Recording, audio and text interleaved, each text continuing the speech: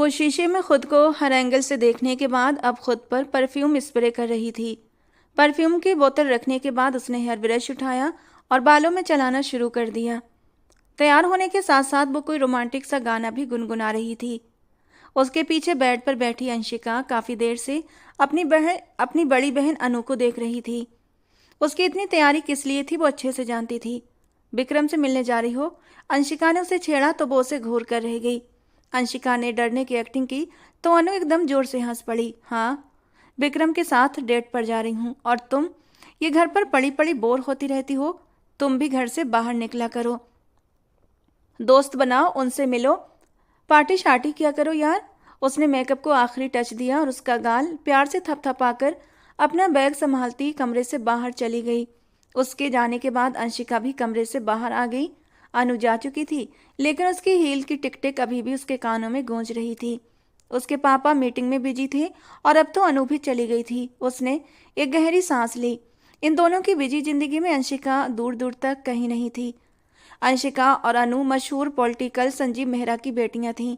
उनकी पत्नी अंशिका की पैदाइश पर ही इस दुनिया से चली गई थी। अंशिका घर के नौकरों के रहमो करम पर पली बड़ी थी। उसे ज्यादातर बोर्डिंग में रखा गया, फिर अच्छी पढ़ाई के लिए दूसरे देश भेज दिया गया। अब वो अपनी पढ़ाई पूरी करके लंदन से लौटी थी। वो एक सीधी सादी मासूम सी लड़की थी, काफी कमजोर दिल की मालिक, मोहब्बत की प्यासी, रिश्तों और अपनों के प्यार को तरसती हुई। जबकि अनु, उसकी बड़ी बहन, एक खुदगर्ज लड़की थी। उसे किसी से ज्यादा लगाव नहीं था। वो खुद को हर वक्त सबसे ऊपर रखने वाली थी। हाल ही में उसका एक लड़के से ब्रेकअप हुआ था, लेकिन उसने उसे कोई ज्यादा अहमियत नहीं दी।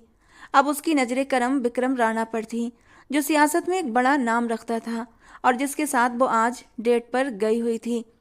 अंशिका का मूड खराब था। कहने को ये घर था, मगर यहाँ घर वाले ही नहीं थे। वो उठी, गाड़ी की चाबी उठाई और ड्राइवर के लाख कहने के बावजूद बिना किसी सिक्योरिटी के गाड़ी लेकर निकल गई।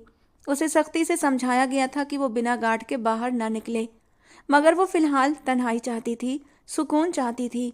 उसने गाड़ी समंदर के किनारे लाकर रोक दी। नंगे पांव समंदर किनारे चलते हुए वो अपने अंदर सुकून उतरता हुआ महसूस कर रही थी। समंदर की लहरें उसके पैरों को छूकर वापस चली जाती। समंदर का शोर उसके अंदर का शोर खत्म कर रहा था। तेज हवा उसके खूबसूरत बाल उड़ा रही थी। सफेद कपड़ों में भी इस चांदनी रात का हिस्सा मालूम होती थी। दूर फासले पर छोटी सी चट्टान बनी हुई थी, जिस पर कबीर बड़ी लापरवाही से बैठा समंदर में कंकड़ फेंक रहा था। उसके कानों में हवा की सनसनाहट भरी हुई थी। गीली रेत पर कदमों के निशान छोड़ती हुई वो बिल्कुल उसके सामने से गुजरी। कुछ बिगड़े हुए लड़कों ने उसे अकेला देखा तो आवाजें कसने लगे। उसने कोई ध्यान नहीं दिया, हालांकि अंदर ही अंदर वो थोड़ी सी डरी जरूर थी। इसीलिए आगे जाने की बजाय वहीं खड़ी होकर उसने मुंह समंदर की तरफ कर लिया। हवा उसके सफेद आंचल को लहरा रही थी। कबीर ने एक नज़र उसे देखा और फिर नजरों का जाविया बदल लिया। अंशिका की खामोशी उन लड़कों के लिए हौसले का काम कर चुकी थी। अब वे लड़के गुनगुनाते हुए उसके करीब आ चुके थे। अरे, अकेली हो? लगता है बॉयफ्रेंड से ब्रेकअप हो गया है। बेचारी, उनमें से एक आगे बढ़कर बोला। दूसरा आंख मारते हुए अफसोस की अदाकारी करने लगा। वो सहमकर 2 कदम दूर हुई। कोई बात नहीं मैडम, हम हैं ना, हम तुम्हारी तन्हाई दूर करेंगे। वो लड़का बेहूदगी से कहता हुआ उसका दुपट्टा थामकर सूंघने लगा। दूर रहो मुझसे, मैं ऐसी वैसी लड़की नहीं हूँ, वो रुहासी होकर बोली। उसकी मासूमियत पर भी लड़के कमीनी सी हंसी हंसने लगे। लेकिन हम तो ऐसे ही हैं हमारी जान, वो लड़का कहता हुआ दुपट्टा छोड़कर उसका हाथ पकड़ चुका था और अब वो उसके साथ जबरदस्ती करने की कोशिश कर रहा था। उसकी चीख पर कबीर का कंकड़ फेंकता हुआ हाथ हवा में ही कुछ पल के लिए थम गया। फिर उसने कंकड़ मुट्ठी में भींच लिया। उसके चेहरे के हाव भाव खतरनाक हद तक बदल चुके थे, जबड़े बुरी तरह भींचे हुए थे। उसने चट्टान से छलांग लगाई और एक ही झटके में उन तक पहुंच गया। उसने कॉलर पकड़कर उस लड़के को पीछे खींचा और एक ऐसा जोरदार घूंसा जड़ा कि उसके बाकी साथी डर के मारे वहां से रफू चक्कर हो गए। कबीर ने उस लड़के की अच्छी तरह मरम्मत कर दी। अंशिका अभी भी डरी हुई थी। वो हाथ झाड़ता हुआ उसकी तरफ आया। जब मामले संभालना नहीं आते तो घर से बाहर मत निकला करो, और अगर ज्यादा ही शौक है तो अपने घर वालों से कहकर कोई बॉडीगार्ड रखवा लो। वो गहरी संजीदगी से बोला। उसके हाथ से खून बह रहा था। ये जख्म उसे लड़ाई के वक्त आया था। वो कंधे उचकाकर वहां से चल पड़ा। अंशिका ने जल्दी से अपना दुपट्टा फाड़ा और उसके पीछे भागी। वो मोटरसाइकिल पर बैठ चुका था। उसे पीछे देखकर वो उलझी नजरों से अपनी आईब्रो उचकाकर उसे देखने लगा। आपको चोट लगी है? खून बह रहा है, प्लीज अपना हाथ दिखाइए, अंशिका ने फिक्रमंदी से कहा। उसके हाथ में दुपट्टे का फटा हुआ टुकड़ा था। कबीर के माथे पर बल पड़ गए। मैडम, आपको मेरी फिक्र में दुबला होने की जरूरत नहीं है। बेहतर है आप इस वक्त घर जाएं। कहीं ऐसा ना हो कि आपको देखकर दोबारा कोई बदतमीजी करने लग जाए। आप अकेली हैं और सैर सपाटे के लिए जगह भी खूब चुनी है आपने। कोई और जगह नहीं मिली आपको? वो तंज करने लगा। अंशिका ने घूरकर उसे देखा और जबरदस्ती उसका हाथ पकड़कर पट्टी करने लगी। आपकी फिक्र मुझे इसलिए हो रही है क्योंकि आपने मेरी इज्जत बचाई है। दूसरा, ये जख्म आपको मेरी वजह से आया है। तीसरा, मेरा दिल बहुत नरम है, मैं किसी को तकलीफ में नहीं देख सकती। आपकी पट्टी हो गई है, अब मैं सुकून से घर जाऊंगी। और एक बात, मैं यहाँ सैर सपाटे के लिए नहीं आई थी बल्कि सुकून हासिल करने आई थी। अपने अंदर का शोर कम करने के लिए इस जगह को चुना था। कबीर ने घूर कर उस लड़की को देखा जिसकी जबान फर फर चल रही थी। वैसे आपका नाम क्या है? वो जाते जाते मुड़कर पूछने लगी।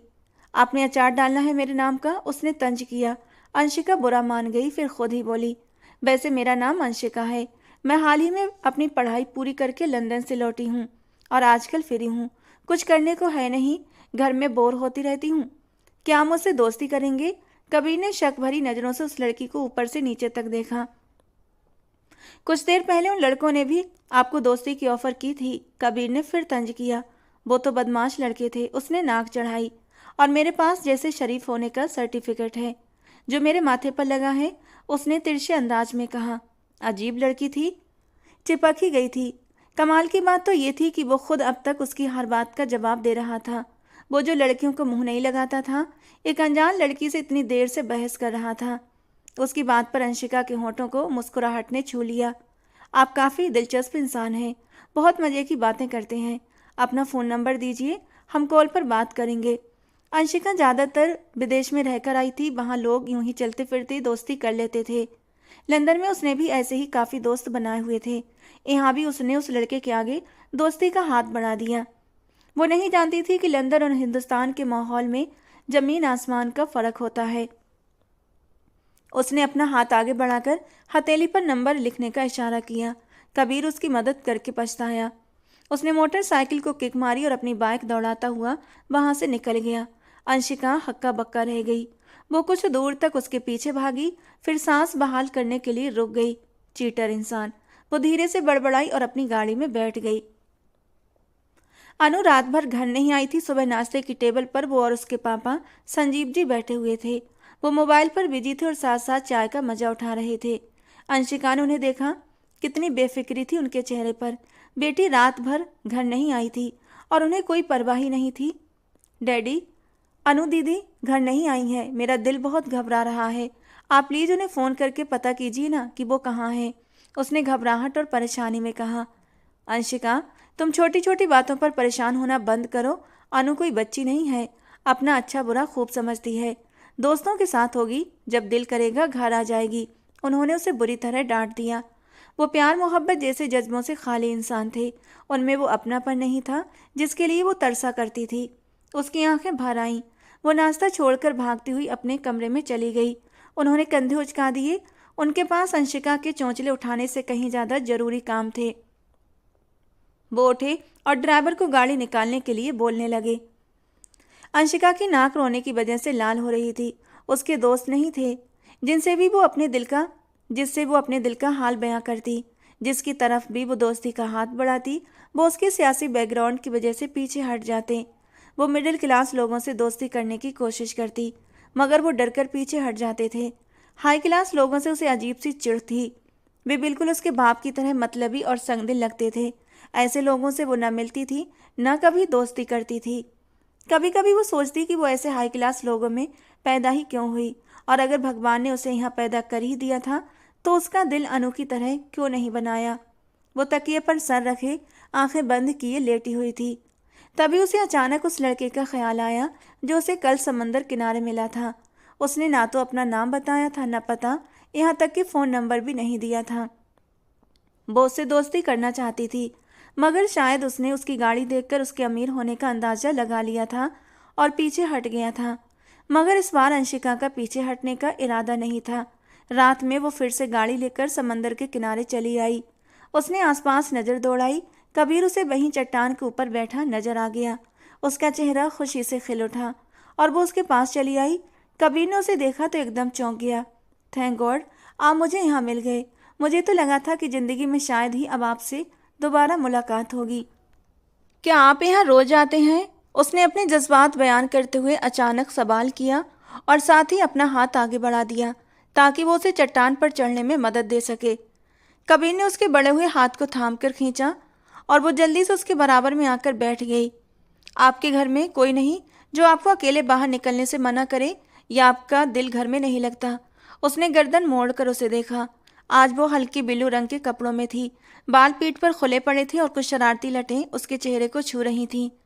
मेरे घर में सच में कोई नहीं है, बस मैं, मेरी बहन और मेरे डैडी हैं। उन्हें अपने कामों से फुर्सत नहीं मिलती, वो अक्सर आउट ऑफ कंट्री रहते हैं। मेरी बहन की दुनिया अलग है, दोस्त और पार्टियाँ, मैं इन सब में नहीं पड़ती। मुझे इन कामों से कोई मतलब नहीं। मैं घर पर अकेली बोर हो जाती हूँ, इसीलिए बाहर निकलकर थोड़ा घूम फिर लेती हूँ। वो हथेली पर चेहरा टिकाए सुकून से बोली। इस तरह रात में लड़कियों का अकेले निकलना सही नहीं। जरूरी नहीं हर बार कोई बचाने आ जाए। बुरा वक्त बताकर नहीं आता। कोशिश करें घर में रहें। दिल नहीं लगता या बोर हो जाती हैं तो कोई मसरूफियत ढूंढ लें, कुकिंग कर लें, पेंटिंग कर लें या फिर गार्डनिंग करके देखें। ये भी ना हो तो कोई खूबसूरत सी बिल्ली पाल लें, उससे प्यार करें, उसके साथ अपना वक्त गुजारें। उसने संजीदगी से अंशिका को समझाया। ये लड़की वाकई बहुत मासूम थी, प्यार को तरसी हुई। जब घर के लोग प्यार न दें तो ऐसी लड़कियां बाहर प्यार तलाश करती हैं। कबीर को यही अंदाजा हुआ। उसे लगा कि वो साफ दिल की सेंसिटिव लड़की है और वो नहीं चाहता था कि बाहर की दुनिया प्यार मोहब्बत के नाम पर उसके साफ दिल को मैला कर दे। प्यार करने के लिए इंसानों का अकाल तो नहीं पड़ गया जो मैं जानवरों को पाल लूं? वो बुरा मान गई। आपकी भलाई के लिए कह रहा हूँ। कबीर ने उसे देखा। वैसे मुझे कोई प्रॉब्लम नहीं है, जानवर से प्यार करो या इंसान से। कहते हुए वो हाथ झाड़कर नीचे उतर आया। अंशिका भी सावधानी से नीचे उतरी। तो फिर दोस्ती पक्की? उसने हाथ आगे बढ़ाया। क्या मतलब? कबीर ने नासमझी से उसे देखा। अभी तो आपने कहा ना कि आपको कोई प्रॉब्लम नहीं। उसने गहरी सांस ली। पता नहीं क्यों वो लड़की उसके पीछे ही पड़ गई थी।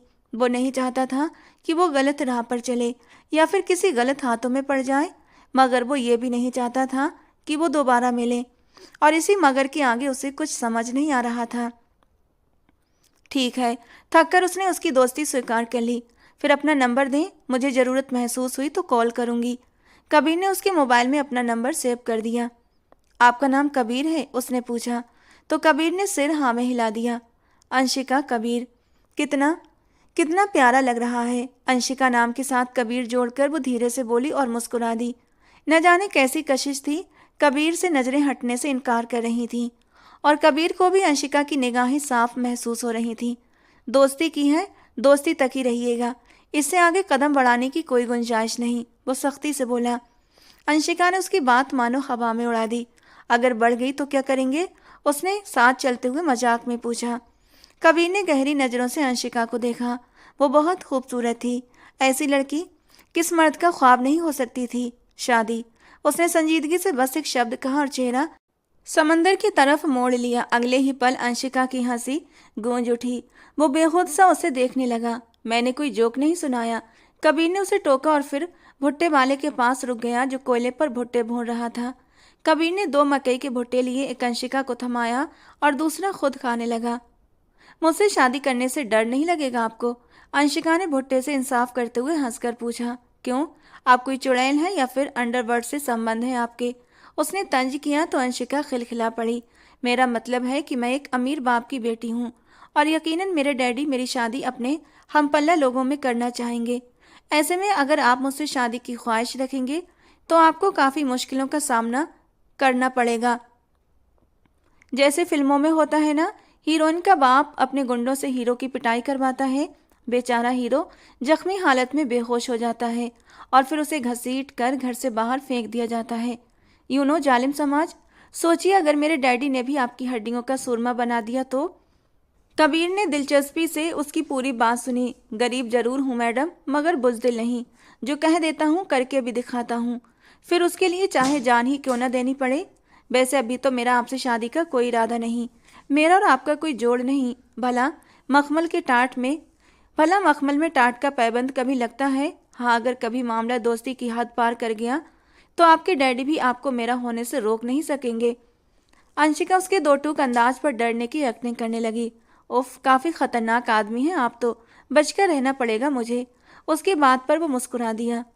मेरे ख्याल से अब आपको घर जाना चाहिए। कबीर ने कलाई में बंधी घड़ी देखी, रात के 10 बज रहे थे। कुछ देर और रुक जाए ना, घर जाकर क्या करूंगी? डैडी और दीदी मुझसे प्यार नहीं करते, उन्हें अपने कामों से ही फुर्सत नहीं। जैसे आप मुझसे बातें करते हैं, मुझे सुनते हैं, वैसे उनके पास मेरी इन बातों के लिए वक्त नहीं। अंशिका ने दिल से कहा। रात गहरी हो गई है, अब घर चलिए। मैंने नंबर दिया है ना, कॉल पर बात करेंगे। कबीर ने उसे बहलाया। वो नहीं चाहता था कि वो इतनी देर तक उसके साथ रहे। आखिर वो भी मर्द था और अंशिका हसीन और जवान थी। घर आकर अंशिका ने कबीर से कॉल पर ढेर सारी बातें की। उसे अपने बचपन के किस्से सुनाए, अपनी पसंद नापसंद साझा की और कबीर के बारे में भी पूछा। दूर के ही मंदिर में भोर की आरती होने लगी तो कबीर एकदम से चौंक गया। अंशिका, सुबह होने वाली है। सबसे पहले मैं मंदिर जाऊंगा, फिर जॉगिंग करूंगा, उसके बाद नाश्ता भी बनाना है और फिर काम पर जाना है। अब फोन बंद कर रहा हूँ, तुम भी जाकर भगवान की आरती कर लेना, मन में शांति और अच्छे दिन की कामना जरूर करना। कबीर ने कहा तो वो होंठ को चलने लगी। लेकिन मुझे आरती नहीं आती, वो शर्मिंदगी से बोल गई। कबीर को उसकी सादगी बहुत भा गई। वो चाहती तो झूठ भी कह सकती थी, मगर उसने सच कहा। कोई बात नहीं, मैं तुम्हें यूट्यूब वीडियो का लिंक भेज रहा हूँ, वीडियो देखकर आरती करना सीख लेना। कबीर ने कहकर कॉल बंद की और उसे लिंक भेजकर कमरे से बाहर चला गया। तुम कहाँ थी?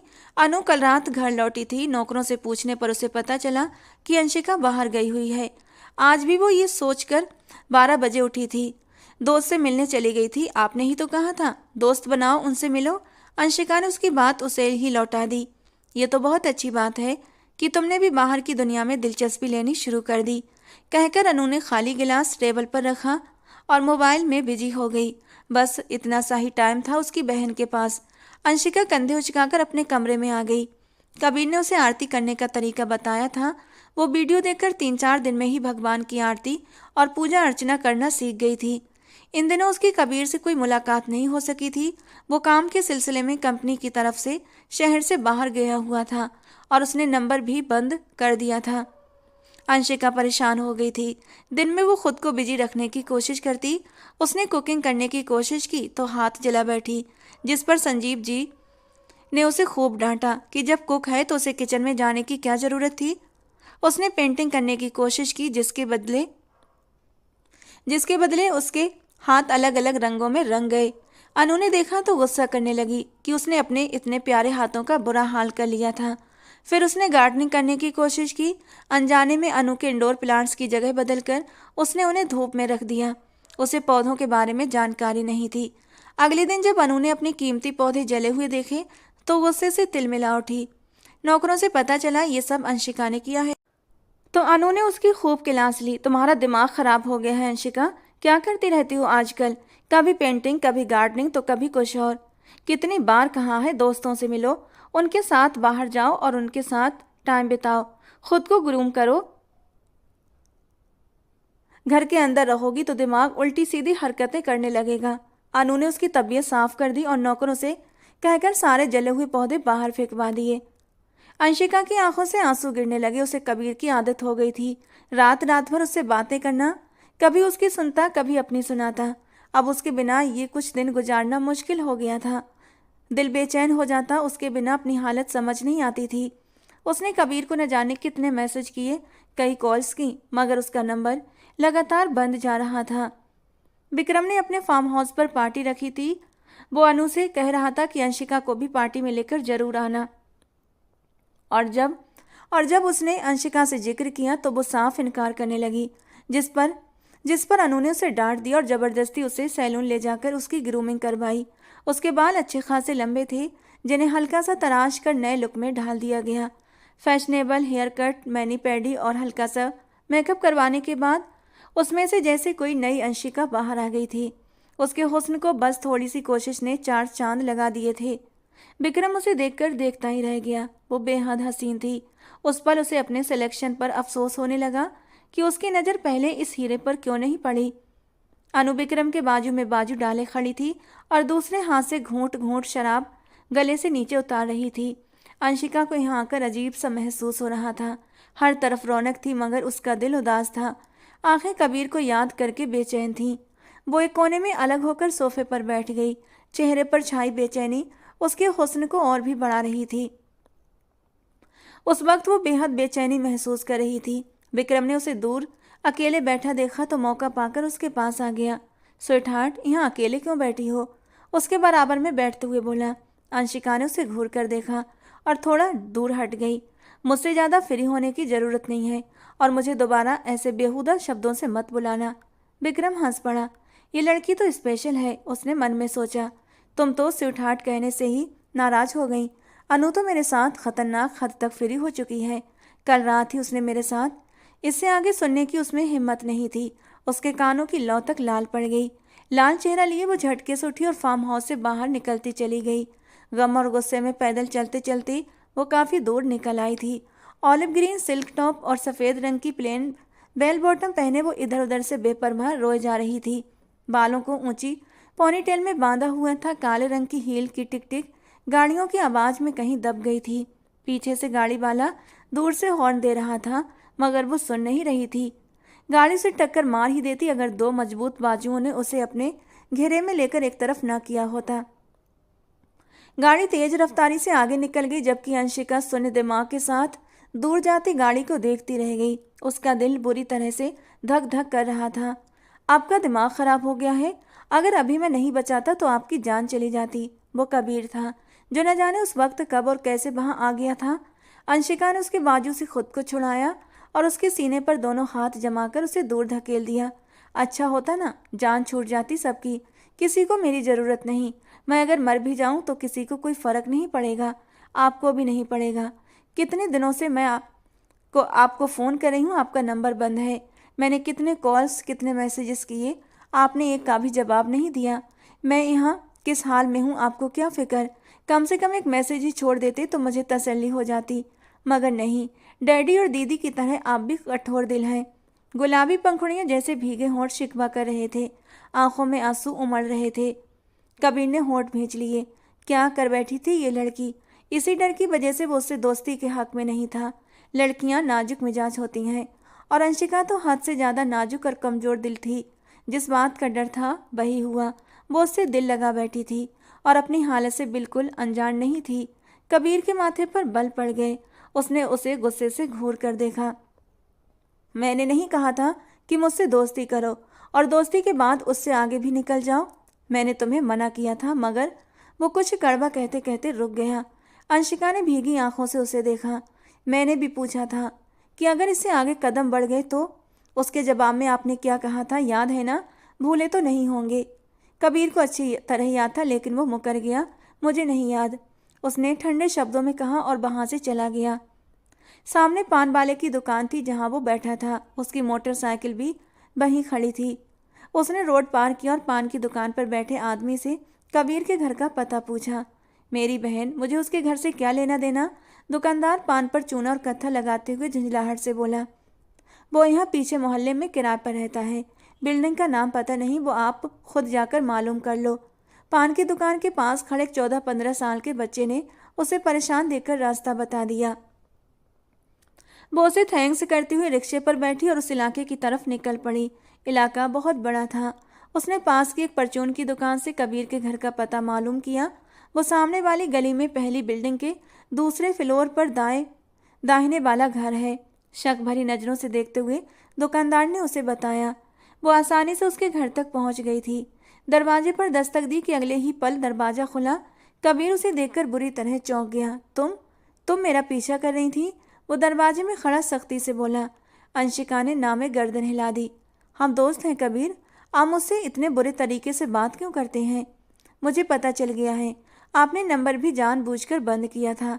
आप ऐसा क्यों कर रहे हैं? वो भीगे शब्दों में बोली। मैं आपके किसी भी सवाल का जवाब देने का पाबंद नहीं हूँ और इस दोस्ती को निभाने के हक में भी नहीं हूँ। मेहरबानी होगी आप यहाँ से चली जाएं और दोबारा मुझसे बात करने की कोशिश मत कीजिएगा, वरना अंजाम की जिम्मेदार आप खुद होंगी।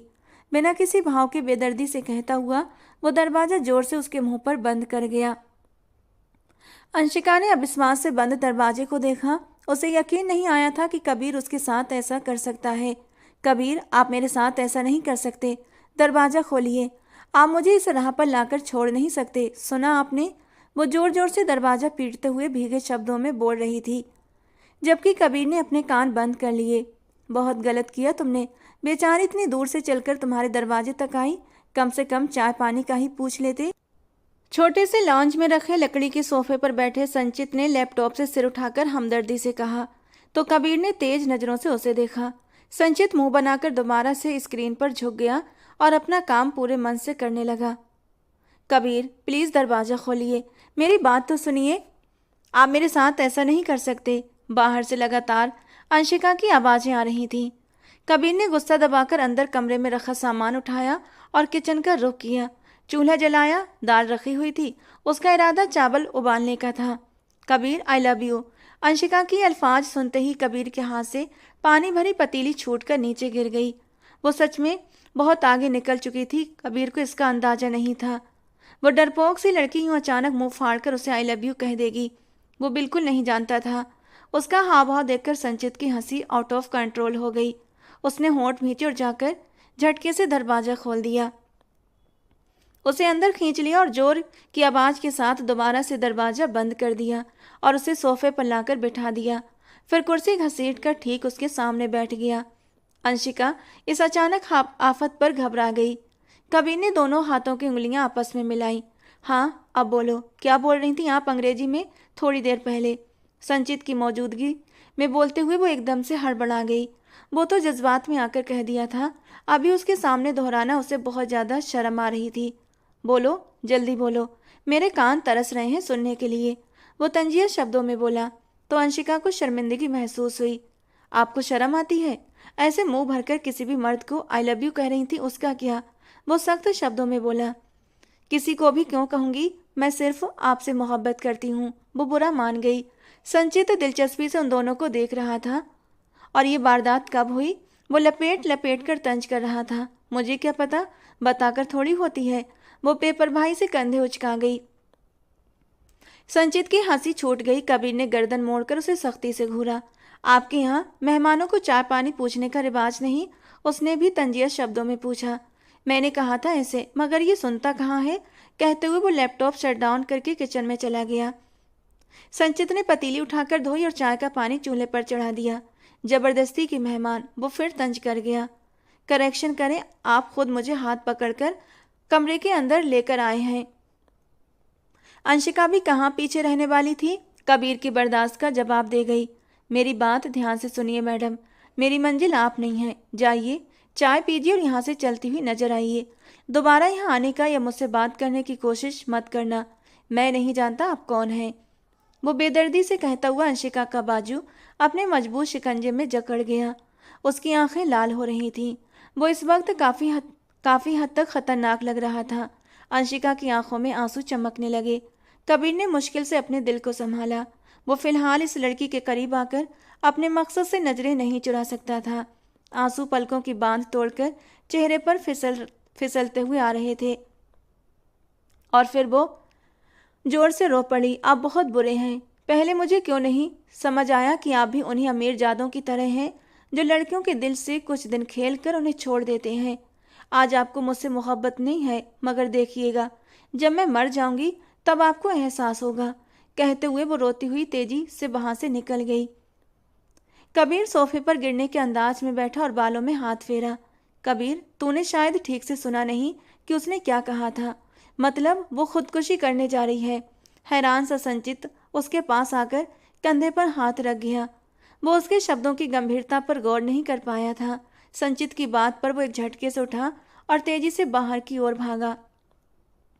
वो दूर दूर तक नजर नहीं आई। उसने कॉल लगाई तो नंबर बंद जा रहा था। वो एकदम चौंक गया। उसका रुख उस जगह की ओर हुआ जहां वो अक्सर परेशान होने पर चली जाती थी। वहां पहुंचकर उसने मोटरसाइकिल एक तरफ खड़ी की और घबराया हुआ इधर उधर देखने लगा, जहां अंशिका ने खुद को समंदर की लहरों के हवाले कर दिया था और पानी उसके घुटनों से ऊपर तक आ गया था। एक लहर और इस समंदर कि उसे अपने अंदर समेट लेता। कबीर की जान लबों पर आई थी। उसने एक चीख मारी और बदहवासी में दौड़ता हुआ उसने अंशिका को समय रहते थाम लिया और फिर सुरक्षित जगह पर ले आया। बहुत शौक है तुम्हें मरने का, अपने हाथों से गला दबा दूं तुम्हारा। उसके शब्द सख्त थे मगर भीतर घबराहट साफ थी। कबीर और उसका भगवान जानते थे कि वो कितनी टेंशन में था। कैसे कैसे ख्याल उसके दिल को सता रहे थे। इस लड़की ने तो उसकी सांसें ही अटका दी थीं। आपको कोई फर्क नहीं पड़ना चाहिए, आप तो मुझसे मोहब्बत नहीं करते। वो चेहरा हाथों में छुपाकर रो पड़ी। किसने कहा कि मैं आपसे मोहब्बत नहीं करता? पागल नहीं था जो रात रात भर जाकर आपसे बातें करता था, अपनी नींद की कुर्बानी देता था। मोहब्बत थी, इसीलिए तुम्हें खुद से दूर करना चाहता था। अंशिका, मैं एक आर्मी ऑफिसर हूँ और इस वक्त अपने मिशन पर हूँ। ना तो मेरे ठिकाने का पता होता है और ना ही जिंदगी मौत का। हम फौजी अपनी जान हथेली पर लेकर चलते हैं। तो मेरी जिंदगी में खुशबू के झोंके की तरह आई हो। जिस दिन तुम सफ़ेद कपड़ों में गीली रेत पर अपने कदमों के निशान छोड़ रही थी, उसी दिन मुझे तुमसे पहली नज़र में मोहब्बत हो गई थी। दोस्ती की शुरुआत में मैं तुम्हारे बारे में नहीं जानता था, मगर कुछ दिनों बाद जो खबर मुझे मिली उसने मुझे कदम पीछे लेने पर मजबूर कर दिया। अंशिका, तुम्हारे डैडी संजीव मेहरा एक करप्ट इंसान है। दुश्मन देश के साथ मिलकर वे इस देश की जड़ों को खोखला कर रहे हैं। ड्रग्स, हथियार, यहाँ तक कि लड़कियों की तस्करी में भी उनका हाथ है। इसके अलावा भी बहुत कुछ है जो मैं तुम्हें बता नहीं सकता। उनके काले कारनामों में विक्रम राणा भी शामिल है। इस वक्त वो दोनों मेरे टारगेट पर हैं। उन्हें जिंदा सबूतों के साथ पकड़ना, उनसे और जानकारी निकलवाना और दुश्मन नेटवर्क तक पहुंचकर उनका खात्मा करना, यही मेरा मिशन है। अंशिका उसकी बातें सुनकर पत्थर बन गई। इतने खुलासों पर वो समझ नहीं पा रही थी कि क्या प्रतिक्रिया दे। मेरे डैड करप्ट कैसे हो सकते हैं? आपको गलत खबर मिली होगी, वो सन्न रह गई। मेरी खबर के अनुसार संजीव मेहरा कल रात एक 18 साल की लड़की के साथ बिना किसी रिश्ते के रहे। वो लड़की मजबूर थी। बाप के इलाज के लिए रकम चाहिए थी, जिसके बदले में तुम्हारे बाप ने उसकी इज्जत रौंद दी। दूसरी खबर यह है कि आज सुबह वे दूसरे शहर रवाना हुए हैं, जहां पर उनके माल की नई खेप आई है और फिर अगले कुछ दिनों में सारा माल बॉर्डर की तरफ भेजा जाएगा। उसके शब्दों में अचानक कड़वाहट भर गई। अंशिका का अपने डैड की हिमायत करना बुरा लगा था। हे भगवान, अगर मेरे डैड इतने बुरे इंसान हैं तो तूने मुझे उसी इंसान की बेटी क्यों बनाया? वो घुटनों के बल गिर पड़ी और चेहरा हाथों में छुपाकर फूट फूट कर रो पड़ी। कबीर ने गहरी सांस ली और खुद भी उसके सामने घुटनों के बल रेत पर बैठ गया। उसके हाथों से चेहरा हटाया। तुम्हारे आंसू मुझे जितनी तकलीफ देते हैं उतना ही तुम रोती हो यार, कहते हुए उसने नरमी से उसके आंसू पोंछ दिए। तो आप लोग डैडी और विक्रम राणा को मार देंगे? उसने डरते हुए पूछा। बुरे काम का अंजाम बुरा होता है, उसने कहा और उसका हाथ थामकर उसे खड़ा कर दिया। मेरा कोई नहीं है कबीर, मैं अकेली हो जाऊंगी। वो उसके कंधे से सिर टिकाकर रोने लगी। उसने उसके कंधे से पकड़कर उसे थोड़ा अलग किया। तुम अकेली नहीं हो, मैं तुम्हारी आखिरी सांस तक तुम्हारे साथ हूँ। बस वो यकीन दिलाओ कि इतना सब जानने के बाद भी तुम मुझसे मोहब्बत की दावेदार हो। वो पूछ रहा था। अंशिका ने उस बेदर्द इंसान का हाथ थामकर अपने दिल की जगह पर रख दिया। कबीर के होठों पर बड़ी जानदार मुस्कुराहट दौड़ गई। वो उसे घर ले आया। संचित परेशान सा दोनों का इंतजार कर रहा था। बच गई ये? अंशिका को देखकर उसने हैरत से बोला। कबीर ने तेज नजरों से उसे घूरा, जबकि अंशिका जोर से खिलखिलाकर हंस पड़ी थी। मेजर कबीर ने मुझे बचा लिया, वो गर्व से बोली थी। संचित ने उलझन भरी नजर से उसे देखा तो कबीर ने कंधे उचकाए। इसके अलावा कोई चारा नहीं था। संचित ने चाय बनाई जो उनके जाने से अधूरी रह गई थी। वो टेंशन में सब कुछ छोड़ छाड़ कर उन्हीं दोनों की फिक्र में बैठा हुआ था। चाय बनाने के बाद उसने एक कप कबीर को दिया, एक कप खुद लिया और एक अंशिका को थमा दिया। आप किसी पार्टी वगैरह में गई थी? उसके कपड़े और तैयारी देखकर संचित चौंक गया था। हाँ, विक्रम ने फार्म हाउस पर पार्टी अरेंज की थी। मुझे शौक नहीं है, पर अनु दीदी के कहने और विक्रम के जोर देने पर वो मुझे ले गई थी। कबीर की नज़रों का मतलब समझकर वो बिना वजह ही अपने वहाँ पार्टी में जाने की सफाई देने लगी। विक्रम से जितना हो सके दूर रहो, वो बहुत बुरा शैतान इंसान है, बल्कि अनु को भी उससे दूर रहने की कोशिश करो। कबीर ने उसे चेताया। उसने सहमति में सिर हिला दिया। कबीर ने संचित को इशारा किया तो वो उसे मेन रोड तक छोड़ने आया और रिक्शे वाले को इशारे से बुलाया, जो अक्सर वहीं खड़ा रहता था। वो उनका अपना आदमी था। राजू, घर छोड़ कर आओ इन्हें सही सलामत, कहकर उसने ओके का इशारा किया। उसके बैठते ही रिक्शा वहां से चला गया। अगले कई दिनों तक उसकी कबीर से बात नहीं हुई, मगर इस बार वो बेहद शांत थी, सुकून से थी। उसका दिल खुशी से भरा हुआ था। आजकल वो तितली की तरह उड़ती फिर रही थी, अकेले बैठकर अक्सर मुस्कुराती। अनु उसके मिजाज में ये बदलाव काफी दिनों से महसूस कर रही थी। आज भी वो लॉन में कैन की कुर्सियों पर बैठी चाय पी रही थी, होंठों पर हल्की मुस्कुराहट थी। अनु ने उसके पास वाली कुर्सी घसीट ली। अंशिका एकदम से चौंकी। खैरियत तो है? अकेले अकेले मुस्कुरा रही हो? आजकल बड़ी खुश नजर आती हो। अनु ने मुस्कान के साथ पूछा। यूं ही दिल खुश है तो मुस्कुरा लेती हूँ। मेरी छोड़िए, आप बताइए, इतने दिनों से कहाँ गायब थीं? नजर ही नहीं आती थीं। वो बात टाल गई थी। अनु के चेहरे पर उदासी छा गई। पता तो है तुम्हें, आजकल विक्रम के साथ होती हूँ, कहते हुए वो इधर उधर देखने लगी। आज विक्रम है, कल कौन होगा दीदी? अंशिका ने हिम्मत करके पूछा। अनु ने गुस्से से उसे देखा। मैं विक्रम से मोहब्बत करती हूँ। माना कि कई अफेयर रहे हैं मेरे, मगर विक्रम के बाद कोई नहीं।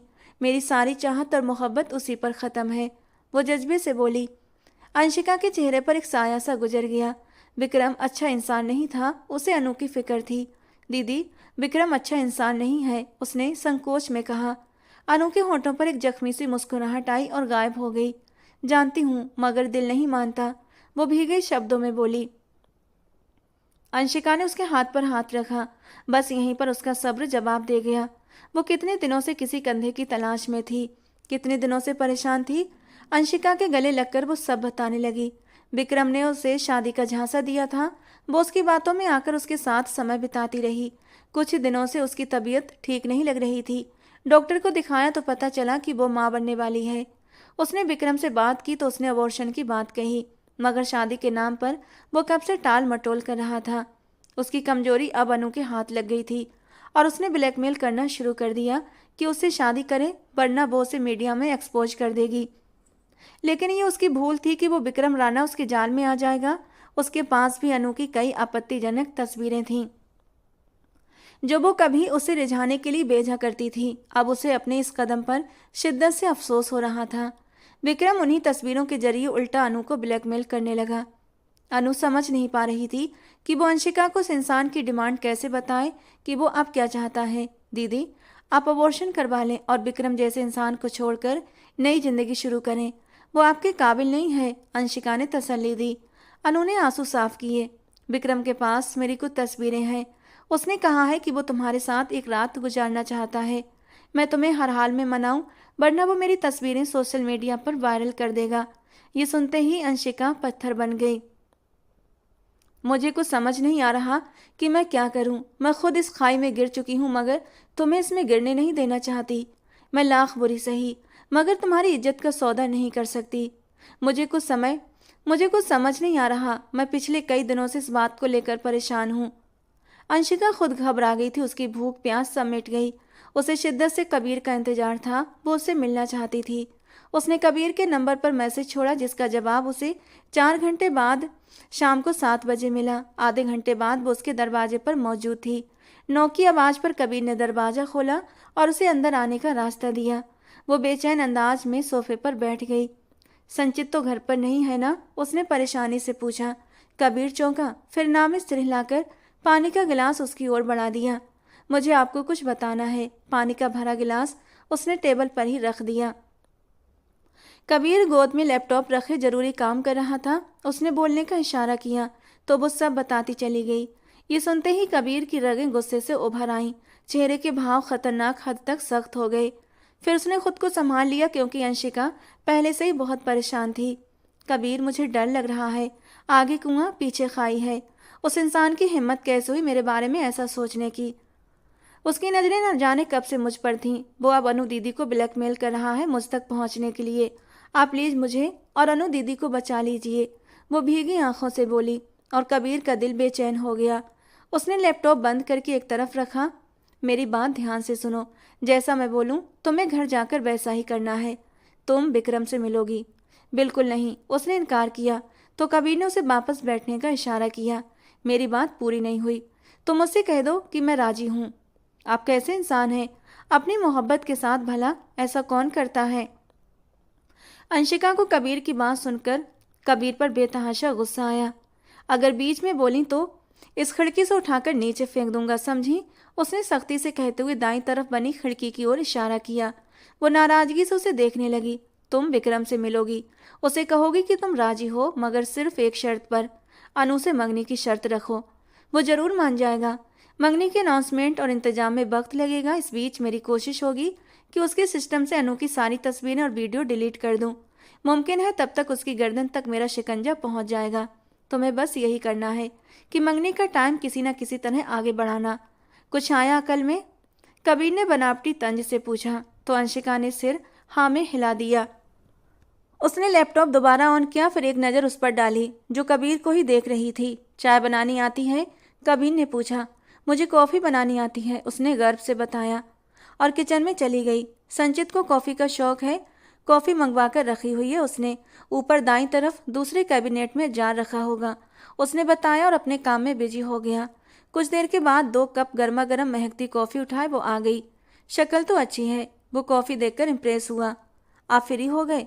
उसने कॉफ़ी का घूंट लेते हुए पूछा। बस थोड़ी देर और, वो बिजी अंदाज में बोला। अंशिका उठकर खिड़की पर जाकर खड़ी हो गई।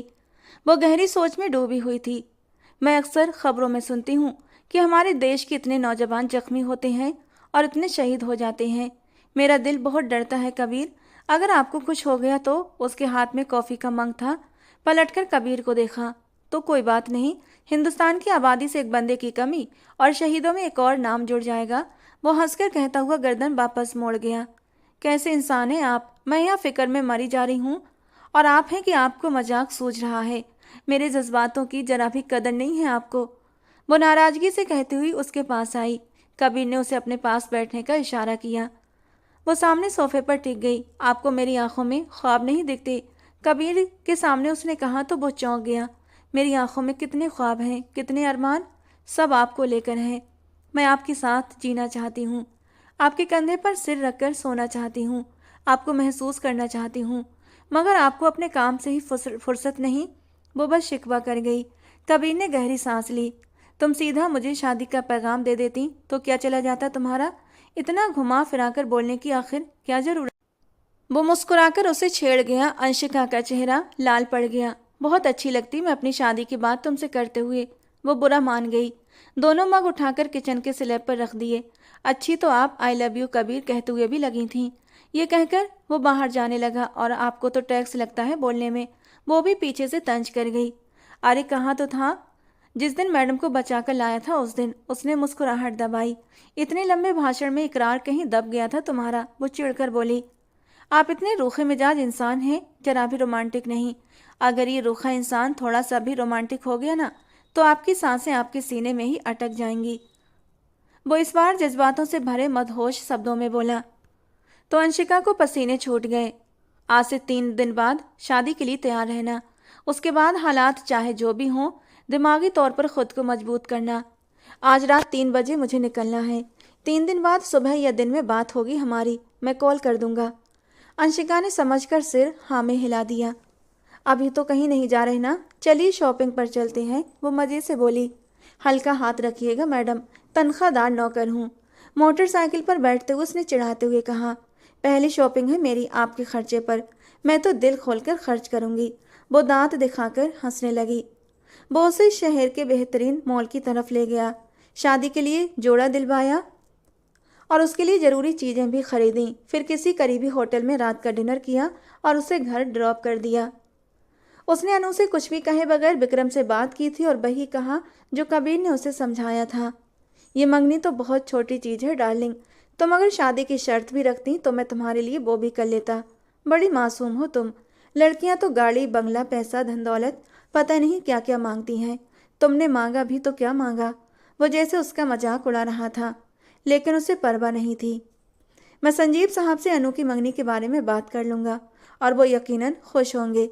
बल्कि वो तो यही चाहते हैं कि उनकी बेटी की शादी मुझसे हो जाए।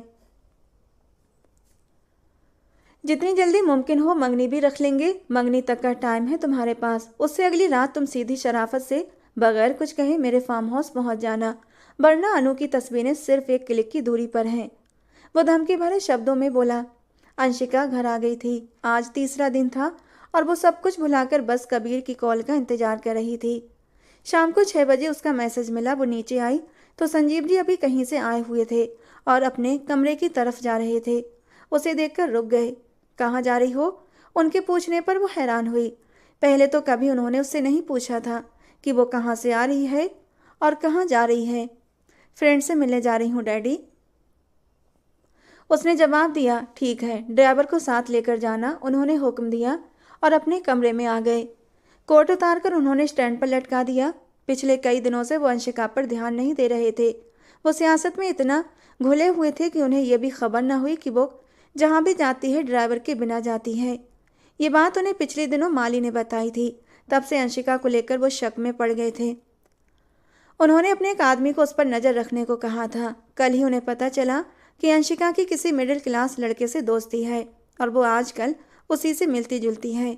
वो अंशिका की तरफ से नहीं, उस लड़के की तरफ से शक में आ रहे थे कि एक मिडिल क्लास लड़का, वो भी इतना अमीर और सियासी खानदान से ताल्लुक़ रखने वाली लड़की से दोस्ती नहीं करता, और अगर कोई कर भी ले तो ज़्यादा से ज़्यादा पैसों या फिर नौकरी के लालच में ही करता है शायद।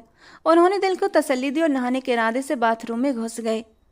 गाड़ी इलाके से थोड़ी दूरी पर रुकी। ड्राइवर को वहीं से भेजकर उसने कबीर के घर का रुख किया। दरवाज़ा कबीर ने खोला। आज संचित घर पर ही मौजूद था। आज उसकी ज़िंदगी का सबसे बड़ा दिन था। वो जहाँ खुश थी वहीं उसे अफसोस भी हो रहा था। चाह कर भी वो अपनी शादी में अनु को शामिल नहीं कर सकती थी। उसने अपने पास रखा हुआ सामान दिखाया, जिसमें बेबी पिंक कलर का उसकी शादी का लहंगा था। उसके साथ ही कुछ हल्की फुल्की सी ज्वेलरी भी थी। वो आज बहुत बड़ा कदम उठाने जा रही थी। उसे नहीं पता था कि आगे हालात कैसे होंगे। कबीर अंदर कमरे में गया तो वो परेशान सी बैठी थी। क्या हुआ? कबीर की आवाज़ पर वो चौंकी। कुछ नहीं, बस थोड़ी सी नर्वस हूँ। वो हल्के से मुस्कुराई। रिलैक्स रहो, भगवान ने चाहा तो सब ठीक होगा। अब जल्दी से तैयार हो जाओ, वक्त कम है, संचित को भी निकलना है। अंशिका ने गर्दन हिला दी और तैयार होने लगी। एक बार फिर सोच लो, तुम्हें ये मिशन हर हाल में अंजाम तक पहुंचाना है। कहीं ऐसा ना हो कि अंशिका कोई गड़बड़ पैदा कर दे और उसकी वजह से हमारा मिशन नाकाम हो जाए।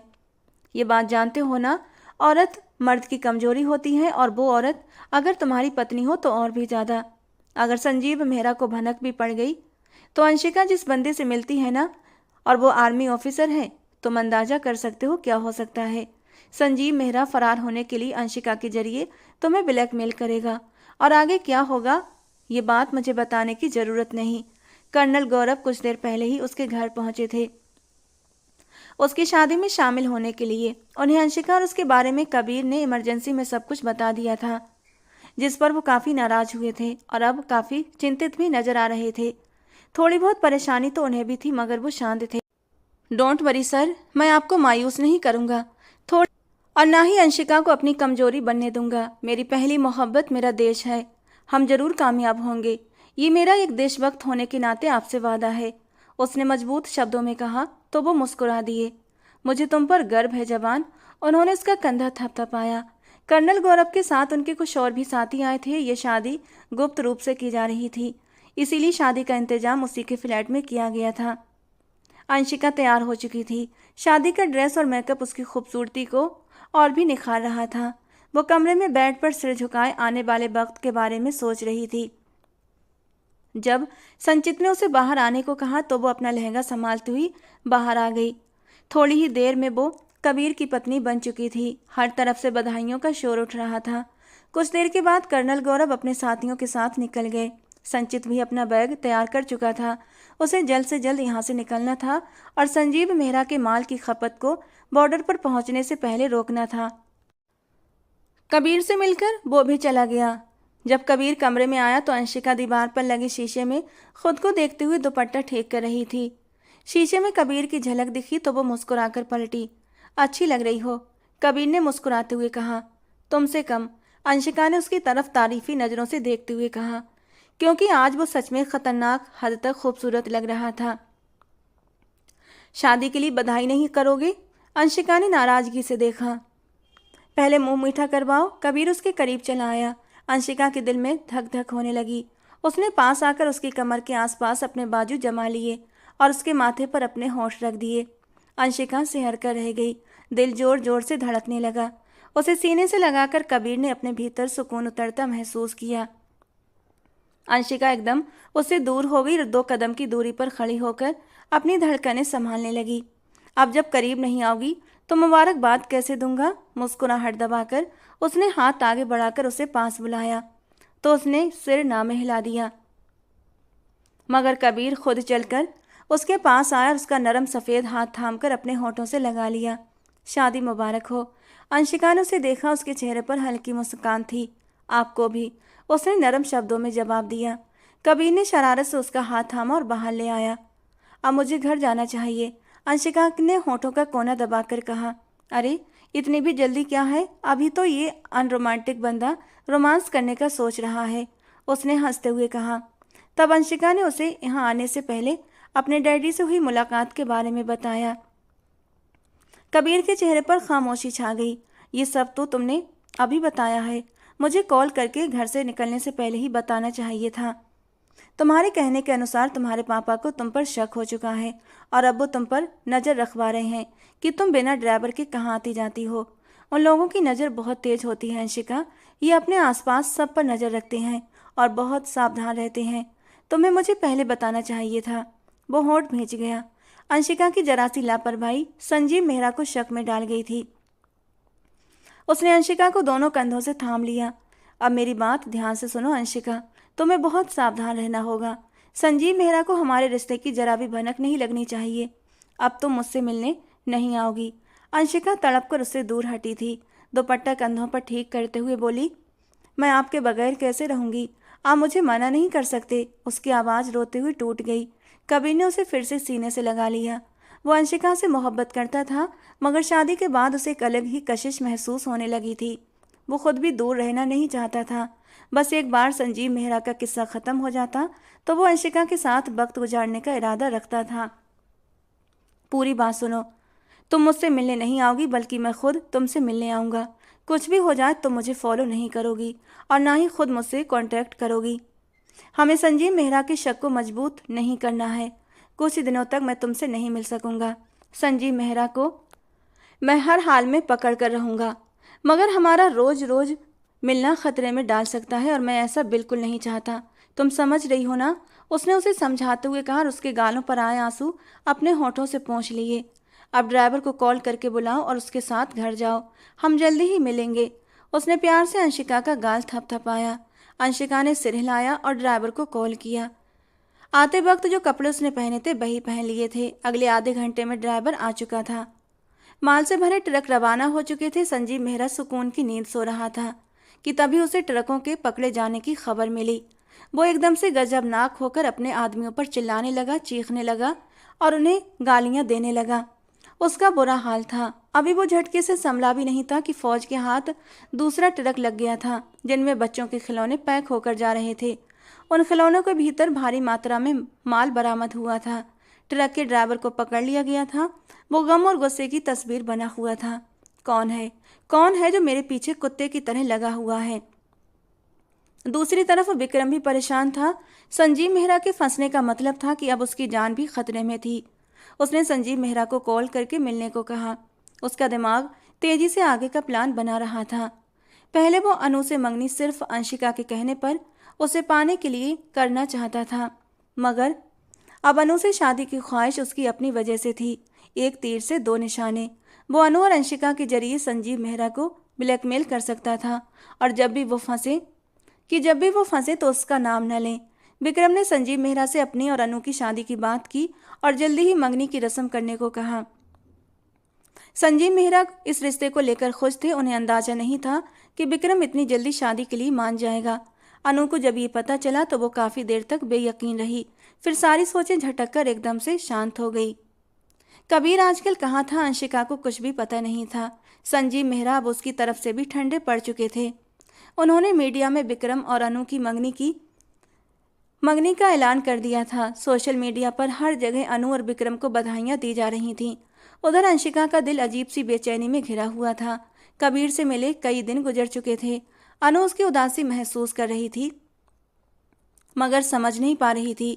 कुछ दिन पहले जो लड़की इतनी खिली खिली रहती थी, आज उसकी उदासी का ये हाल क्यों है कि वो कमरे से बाहर तक नहीं निकलती। इस वक्त भी वो कमरे में सो रही थी। बालकनी में किसी के कूदने की आवाज़ आई और फिर स्लाइडिंग डोर धकेलकर कमरे में कोई दाखिल हुआ। उसने स्विच बोर्ड पर हाथ मारा और कमरा रोशनियों से भर गया। वो कोई और नहीं बल्कि कबीर था। उसकी नजरें सीधी बेड पर गईं, जहां पर लाल नाइटी पहने अंशिका सो रही थी। उसके बाल तकिए पर बिखरे पड़े थे। वो धीरे से चलते हुए उसके करीब आया और झुककर उसके माथे पर अपनी मोहब्बत की मोहर लगा दी। नींद में अंशिका ने करवट बदली। कबीर ने उसके दोनों गालों को हल्के से अपने होठों से छुआ। नींद में किसी के स्पर्श का एहसास हुआ तो उसने आंखें पट से खोलीं और कबीर को देखकर तेजी से उठकर बैठ गई। आप यहाँ मेरे कमरे में? दरवाज़ा तो मैंने लॉक किया था, फिर आप अंदर कैसे? वो एकदम परेशान होकर बोली। आप शायद भूल रही हैं, मैं आर्मी ऑफिसर हूँ और मुझे कहीं भी पहुँचने में कोई मुश्किल नहीं होती है, उसने मुस्कुराकर कहते हुए उसकी छोटी सी नाक दबाई थी। अंशिका आगे बढ़कर उसके गले से लग गई और कबीर ने भी उसे अपने करीब कर लिया। मैंने आपको बहुत मिस किया कबीर। कबीर ने उसे अपनी बाहों में भर लिया। मैंने भी तुम्हें बहुत याद किया, वो धीमे से बोला। दोनों कुछ पल यूं ही खामोशी में बैठे रहे। अंशिका ने धड़कते दिल को संभालते हुए अपना सिर उसके सीने पर टिका दिया। कबीर ने उसके हाथ थाम लिए। अब डरने की जरूरत नहीं, उसने नरमी से कहा। अंशिका मुस्कुराई और उसकी आंखों में देखा। कबीर ने उसे अपनी गोद में भर लिया। मैंने तुम्हें बहुत मिस किया अंशिका। वो बेकाबू होकर कभी उसके चेहरे कभी उसकी गर्दन पर अपना स्पर्श छोड़ने लगा। अंशिका ने धड़कते दिल को संभालते हुए उसकी गर्दन पर हाथ रख दिए। अंशिका का गाउन कंधे से सरक गया था। उसने कबीर के सीने पर सर टिकाया हुआ था। अपना सरका हुआ गाउन उसने कंधे से ऊपर किया तो कबीर ने उसके हाथ रोक लिए। अब कैसी पर्देदारी, अब तो तुम मेरी हो पूरी की पूरी, ज़्यादा फैलो मत, उसने आंखें दिखाईं। अच्छा ऐसी बात है? कबीर ने आईब्रोज उचकाकर उसे देखा। उसका अंदाज चैलेंजिंग था। उसने अंशिका को संभलने का मौका दिए बगैर बेड पर धकेला और खुद उस पर झुककर उसके फरार की सारे रास्ते बंद कर दिए। अंशिका के होंठ मुस्कुराहट में ढल गए। कबीर पर एक ऐसा खुमार छाया था। उसकी खुशबू उसके दिमाग पर हावी हो रही थी। उसके गाउन की डोरियां खोलता वो उसकी नरम नाजुक सी धड़कनों पर झुक चुका था। रात कतरा कतरा भीगती जा रही थी और अंशिका के रूह में उतरकर वो उसे एकदम पुरसकून कर गया था। सुबह जब अंशिका की आंख खुली तो कमरा खाली था। उसने गहरी सांस ली और हल्की मुस्कान उसके होठों पर आ गई। कबीर की मदहोश खुशबू उसके जिस्म में अभी तक बसी हुई थी। वो उठी और बाथरूम चली गई। अनु आजकल विक्रम के साथ मंगनी की शॉपिंग में बिजी थी। विक्रम उसे दुबई लेकर गया हुआ था। पूरा 1 महीना हो गया था और कबीर की उससे बात नहीं हो पा रही थी। कुछ दिनों से अंशिका को अपनी तबीयत थोड़ी बिगड़ी हुई महसूस हो रही थी, मगर उसने ज़्यादा ध्यान नहीं दिया। अगले दिन दुबई से अनु वापस आ गई थी और बड़े उत्साह से अपनी शॉपिंग दिखाने लगी। अंशिका उसे देखकर थोड़ा रिलैक्स हुई। आज अनु की मंगनी थी और टेंशन हद से ज़्यादा बढ़ी हुई थी। कबीर से कोई भी बात नहीं हो पा रही थी। विक्रम ने उसे मंगनी के अगले दिन फार्म हाउस आने को कहा था। उसकी सांसें अजीब तरह से भारी लग रही थीं। तुम इतनी परेशान क्यों हो? आज अनु की मंगनी है, तुम्हें खुश दिखना चाहिए। संजीव जी ने कोट के बटन बंद करते हुए उसे टोका। वो सिर हिलाकर स्टेज की तरफ चली गई, जहां अनु और विक्रम एक दूसरे को अंगूठी पहना रहे थे। थोड़ी देर बाद पार्टी खत्म होने लगी तो वो थकी थकी सी अपने कमरे में आ गई। उसे अपनी तबीयत आज और भी खराब लग रही थी। सिर घूम रहा था, दिल अजीब सा भारीपन महसूस कर रहा था। लड़खड़ाते कदमों से वो अनु के कमरे की तरफ आ गई। संजीव मेहरा का मोबाइल लगातार बज रहा था। वॉशरूम से लौटकर उन्होंने अनगिनत मिस्ड कॉल देखी और फौरन कॉल बैक किया। हाँ बोलो, क्या बात है? उन्होंने बेचैनी से पूछा। सर, जिस लड़के से आपकी बेटी मिलती है वो कोई मामूली इंसान नहीं बल्कि फौज का अफसर है। और एक ज़रूरी बात, दोनों एक दूसरे से बहुत मोहब्बत करते हैं। उस आदमी की बात सुनकर संजीव मेहरा के सिर पर जैसे बम फटा। वो पत्थर बन गए थे। वो कैसे अंशिका की तरफ से लापरवाह हो गए थे? वो क्यों भूल गए थे कि अंशिका अनु की तरह अपने काम से काम रखने वाली लड़की नहीं थी। वो गलत को गलत कहने वाली और हक की बात कहने वाली लड़की थी। बिल्कुल अपनी माँ की तरह। उन्होंने कॉल काटी, मोबाइल बेड पर उछाल दिया और सोफे पर बैठकर सिगार सुलगा लिया। तो ये फौजी मेरी ही औलाद को मोहरा बनाकर मेरी गर्दन तक पहुंचेगा, उन्होंने खुद से कहते हुए तंज भरी गहरी हुंकार भरी। मैं भी देखता हूँ कौन माई का लाल है जो मुझे ख़त्म कर सकता है। अंशिका तुम्हारा नहीं, मेरा मोहरा है। ये फौजी अब संजीव मेहरा के वार का इंतजार करे, मैं उसी की चाल उसी पर पलटूंगा। उधर अनु सोशल मीडिया पर अपनी और विक्रम की मंगनी की खबरें देख रही थी। अंशिका को अपने कमरे में देखकर वो हैरान रह गई और उसे रोते देखकर मोबाइल एक तरफ रखकर उसकी ओर परेशानी से देखने लगी और उसे बेड पर बिठा लिया। क्या हुआ अंशिका, तुम रो क्यों रही हो? सब ठीक है ना? डैडी ने कुछ कहा है? दीदी मेरी तबीयत ठीक नहीं है, मुझे चक्कर आ रहे हैं, दिल घबरा रहा है और उल्टी करने का मन हो रहा है। मुझे कुछ भी अच्छा नहीं लग रहा, पहले ऐसा कभी नहीं हुआ, वो रोते हुए बोली। उधर अनु का दिमाग तेजी से काम करने लगा। अंशिका की हालत किसी और ही बात की ओर इशारा कर रही थी। वो यकीन नहीं करना चाहती थी, मगर अंशिका के बदले हुए अंदाज को वो कई दिनों से महसूस कर रही थी।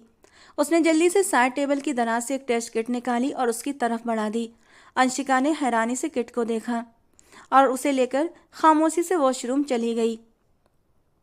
2 मिनट के बाद वो परेशान चेहरे के साथ बाहर आई।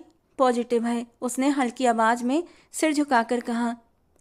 तुम किसी के साथ रिलेशन में हो? अनु ने कड़े शब्दों में पूछा। अंशिका ने सर हिला दिया। लेकिन इतनी बड़ी गलती कैसे कर सकती हो बेवकूफ़ लड़की? अगर उस लड़के ने तुम्हें धोखा दे दिया तो क्या करोगी? मुझे बताओ, मैं उस लड़के से बात करती हूँ। नहीं, रहने दो, मैं डैडी को सब बता दूंगी। अनु ने गुस्से में अंशिका को डांटा और बाहर की ओर बढ़ी, मगर अंशिका ने उसका हाथ पकड़कर उसे रोक लिया। दीदी प्लीज़ डैडी को कुछ मत बताइए, मैं खुद उस लड़के के पास जाकर उसे सब बताऊंगी, वो मान जाएगा, उसने विनती भरे शब्दों में कहा।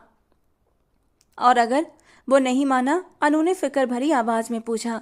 वो मुझसे मोहब्बत करता है, मान जाएगा, मैं खुद उसके पास जाकर उसे सब बता दूंगी, बस आप किसी को मत बताना। उसका परेशान चेहरा देखकर अनु ने सिर हिला दिया। अंशिका ने कबीर का नंबर मिलाया, मगर वो बंद जा रहा था। उसे फिक्र हो रही थी। वो कबीर से मिलकर उसे बताना चाहती थी कि उसने अनु को आधा सच बता दिया है, ताकि वो आगे से सावधान रहे। उसने ड्राइवर से चाबी ली और खुद गाड़ी चलाकर कबीर के घर की तरफ निकल गई। उधर अनु को अंशिका की परेशानी में नींद नहीं आ रही थी। उसने सोचा कॉफ़ी बनाकर पी ले। वो किचन में आई। नौकर सारे क्वार्टर में जा चुके थे। उसने अपने लिए खुद ही 1 कप कॉफ़ी बनाई। मग हाथ में लेकर वो अपने कमरे की तरफ जा रही थी कि संजीव मेहरा के कमरे के पास से गुजरते हुए अंशिका का नाम सुनकर रुक गई। मैं इंतजार में हूँ कि अंशिका उस बंदे से मिलने जाए। वो जैसे ही घर से निकलेगी तुम्हारे आदमी उसका पीछा करेंगे और वहाँ पहुँचकर दोनों को ख़त्म कर देना है। अंशिका तो वैसे भी मेरे किसी काम की नहीं रही, और वो आर्मी ऑफिसर जो मेरे पीछे कुत्ते की तरह लगा है वो भी मरेगा। किस्सा दोनों का ख़त्म। वो फ़ोन पर अपने ख़ास आदमी से कह रहे थे। और सुनो, पिछले वाले माल के ट्रक पकड़े गए थे, इस बार इंतजाम सख्त होना चाहिए। पता करो स्मगलिंग का क्या बना। पिछली बार उस बंदे की वजह से बहुत बड़ा घाटा उठाना पड़ा था, इस बार गलती की गुंजाइश नहीं। और सब कामों से फ्री हो जाओ तो किसी कच्ची कली का इंतजाम करो, बड़े दिन हो गए हैं। उन्होंने कहकर कॉल काट दी।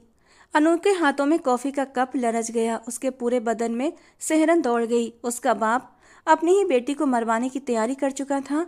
वो स्मगलर था, हैवान था, अय्याश था, और उसे पता ही नहीं था।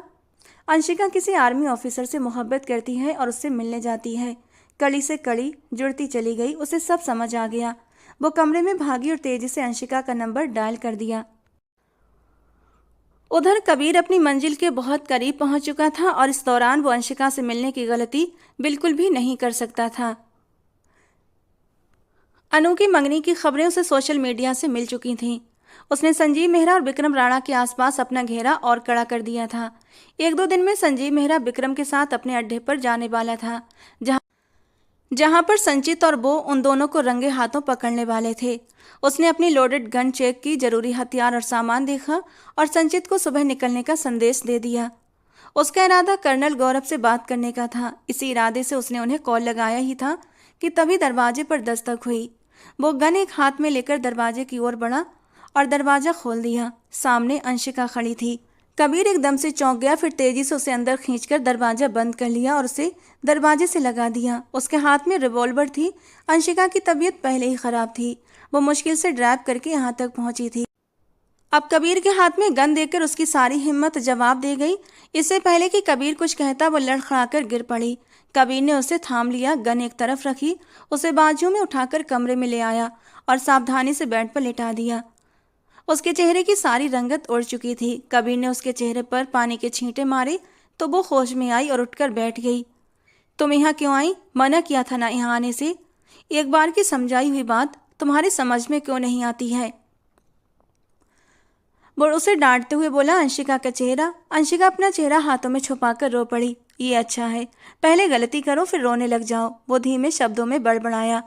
अंशिका मेरी जान, अब चुप हो जाओ, कहते हुए उसने उसे बाहों में भरकर सीने से लगा लिया और चुप कराने लगा। एक तो मेरी तबीयत ठीक नहीं, ऊपर से आप मुझे डांट रहे हैं। वो रोते हुए कबीर की शर्ट मुट्ठियों में भींची रही।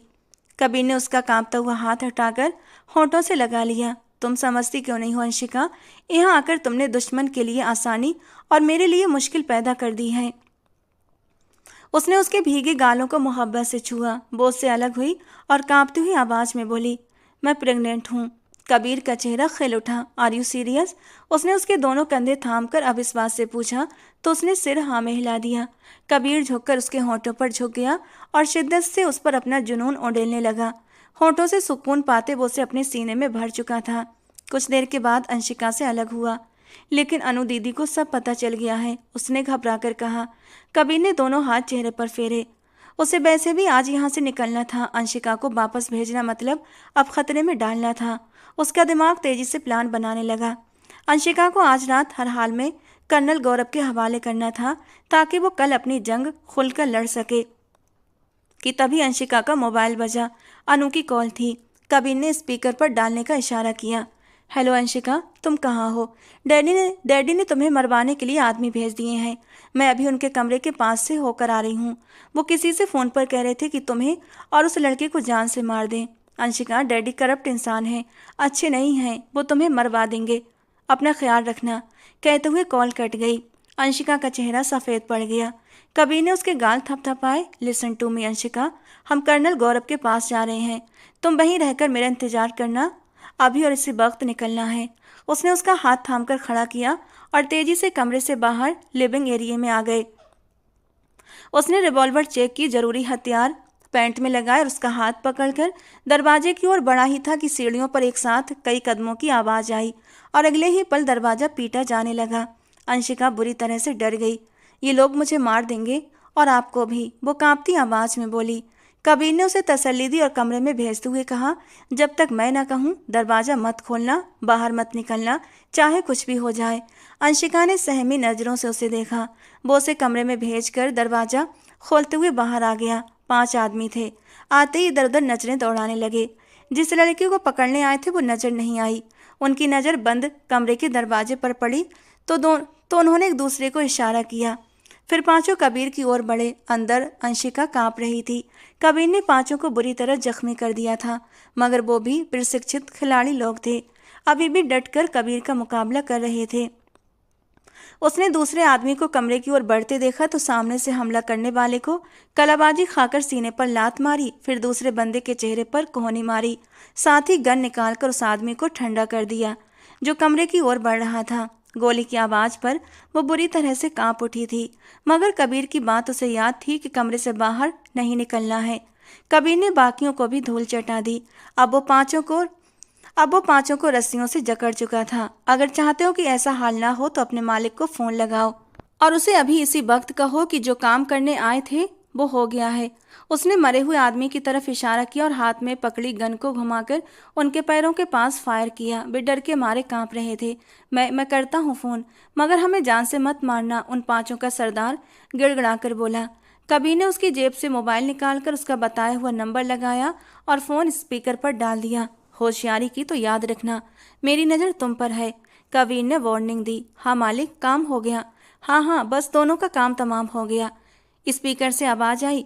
बिरजू नाम के बंदे ने कबीर की ओर देखा। अच्छा, जब तुम्हारी रकम सुबह तक अब मिल जाएगी। फ़ोन बंद हो चुका था। कबीर ने फ़ोन पॉकेट में डाला और पांचों को गोली से ठंडा कर दिया। अब वो कमरे में आया जहां वो बुरी तरह रो रही थी। अंशिका मेरी जान, कबीर ने उसे पुकारा तो वो तेजी से उसके सीने से लग गई और उसकी शर्ट को मुट्ठियों में दबोच लिया। मुझे बहुत डर लग रहा है, वो हकलाते हुए बोली। तो कबीर ने उसके सिर पर प्यार से हाथ फेरा। अब घबराने की जरूरत नहीं, तुम्हें कोई छू भी नहीं सकता, उसने नरमी से तसल्ली दी। चलो अब हमें यहाँ से निकलना है। उसने अंशिका का बाजू थामा।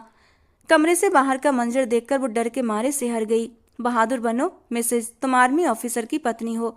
उसने बाहर निकलते हुए उसे बाजू के घेरे में ले लिया था। दरवाजा बंद करके उसने अपने कुछ आदमियों को कॉल लगाया और बताया कि फ्लैट को साफ करना है। अब उसका रुख कर्नल गौरव के घर की ओर था, जो अपने शादीशुदा बेटे और पत्नी के साथ रहते थे। अंशिका को उन्होंने पत्नी के साथ कमरे में भेज दिया और अब वो स्टडी रूम में गौरव के साथ केस डिस्कस कर रहे थे। अंशिका बहुत घबराई हुई थी। जाने से पहले वो अंशिका से मिलने आया था। कबीर ने उसे सीने से लगाया और उसे अंदर तक उतरता हुआ सुकून महसूस हुआ। फिर धीरे से अलग किया। अपना और हमारे बच्चे का ख्याल रखना, टेंशन नहीं लेनी, मैं जल्दी ही वापस आऊँगा। जिंदा रहा तो विजेता बनकर, वरना 4 कंधों पर शहीद बनकर। वो उसके माथे को चूमता हुआ पीछे मुड़े बगैर वहां से निकलता चला गया। अंशिका को मजबूत बनना था, अपने बच्चे की खातिर, अपने कबीर की खातिर। उसने आंसू पोंछे और उसके लिए दुआ करने लगी। अगली सुबह कबीर राजस्थान के लिए निकल चुका था। संचित वहां पहले से मौजूद था। वो उनके आदमियों पर नजर रखे हुए था और कबीर के वहां पहुंचने से पहले ही इंतजाम कर चुका था। विक्रम राणा और संजीव मेहरा हथियार उठाकर चेक कर रहे थे। संचित की जेब में जो पेन था वो स्मार्ट पेन था, जिसमें वीडियो कैमरा लगा था, जो खामोशी से उनकी वीडियो बना रहा था। ये सारा सामान गाड़ियों में इस तरह रखवाया गया था कि किसी की नज़र न पड़े। पीछे की तरफ माल रखना और आगे फैक्ट्री से निकलने वाला सामान रख दो। चेक पोस्ट पर जब चेकिंग होगी तो उनका बाप भी नहीं पकड़ सकेगा, संजीव मेहरा ने अपने आदमियों से कहा। कबीर तभी वहां भारी फौज के साथ पहुंच चुका था। विक्रम के आदमी माल गाड़ियों में भरी रहे थे कि उसी वक्त फौज ने उन्हें चारों ओर से घेर लिया। विक्रम और संजीव इस अचानक आई बड़ी मुश्किल पर हक्का बक्का हो उठे। ये सब क्या है विक्रम? तुमने तो कहा था कि दोनों मारे गए हैं, फिर ये यहाँ कैसे पहुंच गए? वो गजबनाक शब्दों में बोला। मुझे तो खुद मेरे बंदों ने खबर दी थी कि दोनों को मार दिया गया है। दोनों तरफ से जबरदस्त मुकाबला शुरू हो गया, जिसमें कबीर के कुछ फौजी शहीद हो गए। ये देखकर कबीर गुस्से से पागल हो गया। उसने एक एक करके चुन चुनकर मारना शुरू कर दिया, जबकि विक्रम राणा और संजीव मेहरा को जिंदा सही सलामत पकड़कर एजेंसी के हवाले कर दिया गया। विक्रम और संचित ने उनके माल के अड्डे तबाह कर दिए थे और वहां से कई मासूम लड़कियों को बरामद कर लिया गया था। वे सारे हॉस्पिटल भी सील कर दिए गए जहां वो इंसानी अंगों की तस्करी का कारोबार एक अरसे से चला रहे थे। वहां के डॉक्टरों और नर्सों को भी सख्त सजा सुनाई गई थी।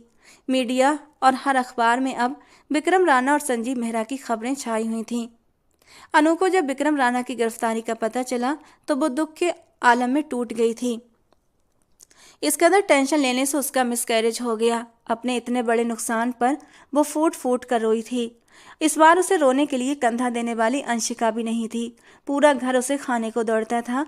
उसे कुछ भी अच्छा नहीं लगता था और वो पूरा पूरा दिन अपने कमरे में बंद पड़ी रहती। कबीर पूरे 1 हफ्ते के बाद लौटा। मिशन कामयाब रहा था। कर्नल गौरव ने उसे कंधे से थपथपाया, शाबाशी दी और उसकी पत्नी अंशिका को बुलाया। ये रही तुम्हारी अमानत। उन्होंने अंशिका के सर पर प्यार से हाथ रखा। Thank you sir.